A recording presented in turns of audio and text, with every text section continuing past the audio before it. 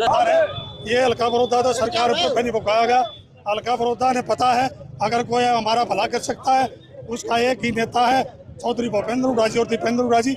उन पर ये भरोसा करते हैं। सरकार ने पे भुकान में नहीं आए, इन सब भुकानिया होंगे, इनके बस की बात नहीं है।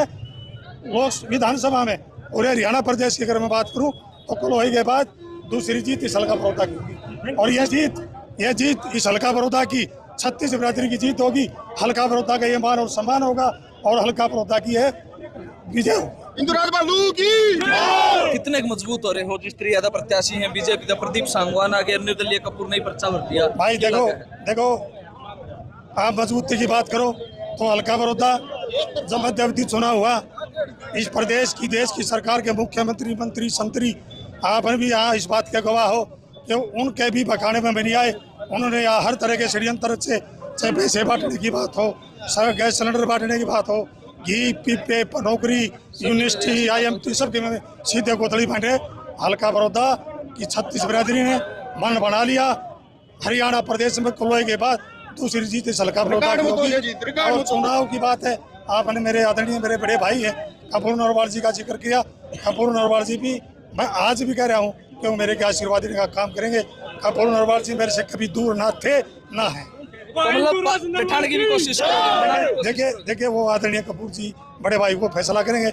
लेकिन मैंने अब भी कहा है अगर आप चुनाव की डेट के दिन के दिन भी पूछोगे, वोटिंग पोलिंग की तक की पूछोगे, सब भी मैं यही जवाब होगा कि कपूर जी का मेरे साथ आशीर्वाद। एक लास्ट बात वेनू का या मेरी आखिरी लड़ाई है, मैं कैंसर का मरीज हूँ। देखिए भाई बड़ा भाई है, बीमारी स्वाभाविक है, किसी के भी कुछ भी हो सकती है।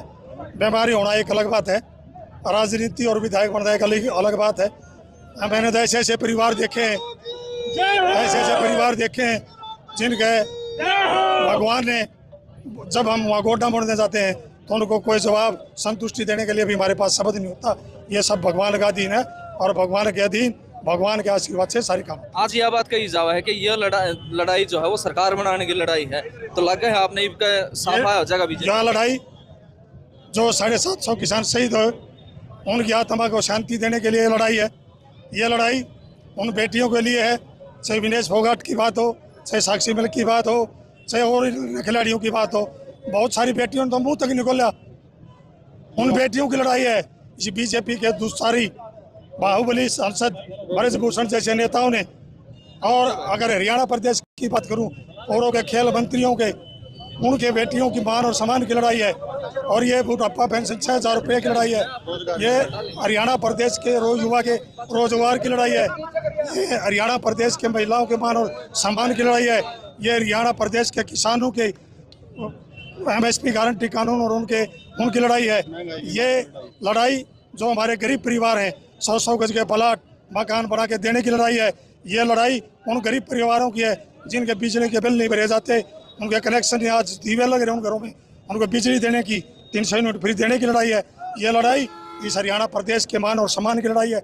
ये लड़ाई आपने देखा, चाहे किसान की बात है 750 किसान शहीद हुए, चाहे आप सरपंच गए उनका लठ मारने का काम किया, महिला वर्कर आशा वर्कर उनको लठ मारने का काम किया, आप OPS मांगने वालों को लठ मारने की बात किया। और जो इस प्रदेश की पगड़ी के बचाने की लड़ाई है, 36 बिरादरी के भाईचारे को बचाने की लड़ाई है।